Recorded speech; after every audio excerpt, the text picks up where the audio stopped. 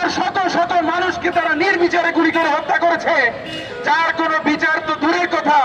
এই বাংলায় তারা যে প্রক্সি গভর্নমেন্ট বসিয়ে রেখেছিল, তারা কখনো বিচারটাও চায়নি, বরঞ্চ সেই খুনে তারা নিজেরাও ইন্ধন জুগিয়ে গিয়েছে। অসংখ্য অসম চুক্তি থেকে শুরু করে বাংলাদেশকে তারা এক গরদ রাজ্যে পরিণত করে রেখেছিল। কিন্তু আমরা স্পষ্ট ভাষায় ঘোষণা করতে চাই, 1971 এবং 2024-এর যে জুলাই গণ অভ্যুত্থান, এই দুইটা সিগনিফিকেন্স আছে।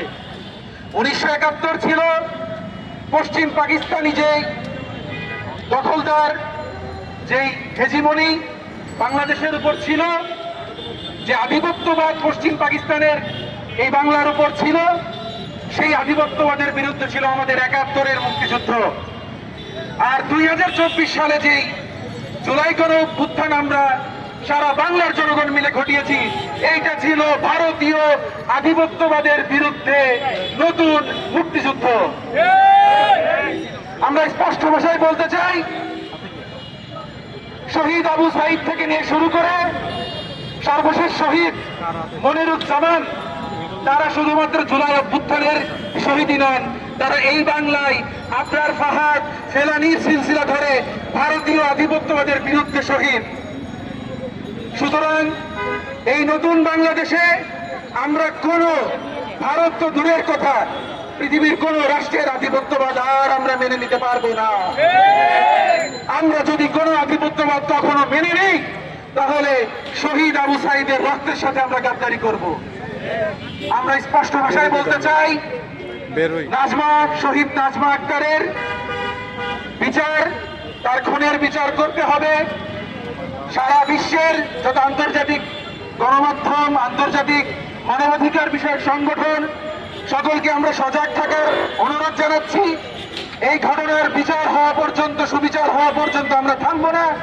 একই সাথে গত 54 বছরে বাংলাদেশের যত মানুষ এই ভারতীয় আধিপত্যবাদীর শিকার হয়ে মৃত্যুবরণ করেছেন, ভিকটিম হয়েছেন, তাদের সকলের সুবিচার নিশ্চিত করা পর্যন্ত অত্যন্ত হৃদয় বিদারক ঘটনা, নৃশংসভাবে তাকে ধর্ষণ করে বেঙ্গালুরুতে হত্যা করা হয়েছে। আমরা মনে করি গত কয়েক মাসে বাংলাদেশের বিরুদ্ধে যে জঘন্য প্রোপাগান্ডা ক্যাম্পেইন চালানো হয়েছে, এই ঘটনাটি তারই ফলাফল। আমরা বলতে চাই, ভারতের বর্তমান শাসক গোষ্ঠী, কায়েমি স্বার্থান্বেষী এলিট মহল, তারা মানবতা বিরোধী, তারা নারী বিরোধী, তারা উগ্র জাতীয়তাবাদী। বরঞ্চ বাংলাদেশের জনগণ উদার, বাংলাদেশের জনগণ মানবতায় বিশ্বাস করে, বাংলাদেশের জনগণ মানুষের নারীদের অধিকারে বিশ্বাস করে, বাংলাদেশের মানুষ সেটার প্রমাণ রেখেছে। ভারতে আগস্টে মৌমিতার ধর্ষণের পরে বাংলাদেশের মানুষ 5ই আগস্টের অভ্যুত্থানের পরে যখন ভারতীয় আধিপত্যবাদকে আমরা সাম্প্রতিক সময় উৎখাত করেছি, তারপরে বাংলাদেশের মানুষ মৌমিতার পক্ষে রাস্তায় দাঁড়িয়েছে। সারা দেশে বাংলার ছাত্র জনতা দাঁড়িয়েছে। বাংলার ছাত্র জনতা প্রমাণ করেছে বাংলাদেশের গণ অভ্যুত্থান ছিল মানবতার পক্ষের গণ অভ্যুত্থান, একটি জনগণতান্ত্রিক গণ অভ্যুত্থান, যে কোনো উগ্র জাতীয়তাবাদের বিপক্ষে, যে কোনো উগ্র মানসিকতার বিপক্ষে বাংলাদেশের গণ অভ্যুত্থান হয়েছে। আজকে ভারতের স্বার্থান্বেষী গোষ্ঠী তাদের দেশে কাউকে নিরাপত্তা দিতে পারে না। ভারতের জনগণকে বলবো, আপনাদের সাথে আমাদের শত্রুতা নয়। আপনাদের সরকারের আধিপত্যবাদী মনোভাব, আপনাদের সরকারের আগ্রাসী পররাষ্ট্রনীতির আমরা বারবার নিন্দা জানিয়ে এসেছি। আমাদের বোন ফেলানি থেকে শুরু করে এখনো সীমান্তে গণহত্যা চলছে, সীমান্তে হত্যা চলছে, গুলি করে আমাদের ভাই বোনদেরকে মেরে ফেলা হচ্ছে। আপনাদের এই সরকার যে উগ্র মানসিকতা ছড়াচ্ছে, আমাদের বিরুদ্ধে আপনাদের কাছে প্রোপাগান্ডা ছড়াচ্ছে, তারা আপনাদের নির্ভয়াকে কিন্তু নিরাপত্তা দিতে পারে নাই। আপনাদের দেশে অসংখ্য নারীদের সম্মানহানি করা হয়েছে, এখনো সেই ঘটনা চলছে। আপনাদের এই জনগণ এই উগ্র মানসিকতার টিকিয়ে রাখা ছাড়া আর কোনো কিছুই কিন্তু আপনাদের পক্ষে করতে পারবে না। বরঞ্চ বাংলাদেশের জনগণ আপনাদের সামনে দৃষ্টান্ত স্থাপন করেছে কিভাবে জনগণের অধিকারের জন্য দাঁড়াতে হয়, কিভাবে মানুষের অধিকারের জন্য দাঁড়াতে হয়, কিভাবে একটি গণতান্ত্রিক রাষ্ট্রের জন্য দাঁড়াতে হয়। তাই নিজেদের দেশের নিরাপত্তা নিশ্চিত করতে, নিজেদের মানবিক অধিকার নিশ্চিত করতে, নিজেদের ধর্মীয় সংখ্যালঘুদের অধিকার নিশ্চিত করতে, নিজেদের দেশে গণতন্ত্র নিশ্চিত করতে বাংলাদেশের ছাত্র জনতাকে উদাহরণ হিসেবে নিজেদের সামনে রাখুন। আমাদেরকে শত্রু দান করবেন না, আমাদের সাথে শত্রুতা করবেন না। অবিলম্বে আমরা দাবি জানাবো আমাদের বোন নাজমা হত্যাকাণ্ডের ব্যাপারে ভারতকে অবশ্যই পদক্ষেপ নিতে হবে। বাংলাদেশের পররাষ্ট্রমন্ত্রণালয়কে অবিলম্বে ভারতীয় হাই কমিশনারকে তলব করে এই ব্যাপারে ভারত সরকার কি পদক্ষেপ নিয়েছে সেটি জানতে চাইতে হবে। কাজা মনিউদ্দিন নয়, ধর্ম বর্ণ নির্বিশেষে শ্রী জয়ন্ত কুমার থেকে শুরু করে কাজা নজরুদ্দিন কিংবা ফেলানি থেকে সন্না পর্যন্ত ধর্ম বর্ণ নির্বিশেষে কৃষক শ্রেণীর মজুর সবাইকে একমাত্র বাংলাদেশি পরিচয়ে তারা নির্বিচারে কারাগারে ঝুলিয়ে রেখে হত্যা করেছে। গত 16 বছরে ফ্যাসিস্ট শেখ হাসিনা বিভিন্ন আসলে চুক্তির মাধ্যমে বাংলাদেশকে বারবার একটি আশ্রিত রাজ্যে পরিণত করতে চেয়েছে। আমরা গত 5 আগস্ট ছাত্র জনতার গণ অভ্যুত্থানের মাধ্যমে আমরা তাদেরকে জানিয়ে দিয়েছি বাংলাদেশ একটা সার্বভৌম স্বাধীন রাষ্ট্র। কোনোভাবে বাংলাদেশের প্রতি যদি কোনো আগ্রাসীমূলক চালানো হয়, কোন ধরনের আধিপত্যবাদী আগ্রাসন চালানো হয়, এই বাংলাদেশের ছাত্র জনতা যেভাবে খুনে হাসিনাকে উৎখাত করেছে ঠিক সেইভাবে দিল্লি না ঢাকা স্লোগান দিতে দিতে বেদারে বাংলাদেশের মানুষ চলে যাবে। আপনারা দেখেছেন বিগত 16 বছরগুলোতে নানা ধরনের ট্রানজিট চুক্তির মাধ্যমে, নানা ধরনের রসদ চুক্তির মাধ্যমে পানির সময় বর্ষাকালে বাদ ছেড়ে দেয় আর গ্রীষ্মকালে তারা বাদ দিয়ে রাখে। এই ধরনের রসদ চুক্তি আমরা চাই না। আমাদের সবাইকে রাষ্ট্র সম্পর্ক হবে একটা স্বাধীন সার্বভৌম রাষ্ট্র হিসেবে, কোন আশ্রিত রাজ্য হিসেবে না। যে বাংলাদেশকে আশ্রিত রাজ্যে পরিণত করতে চেয়েছিল আমরা তাকে উৎখাত করেছি।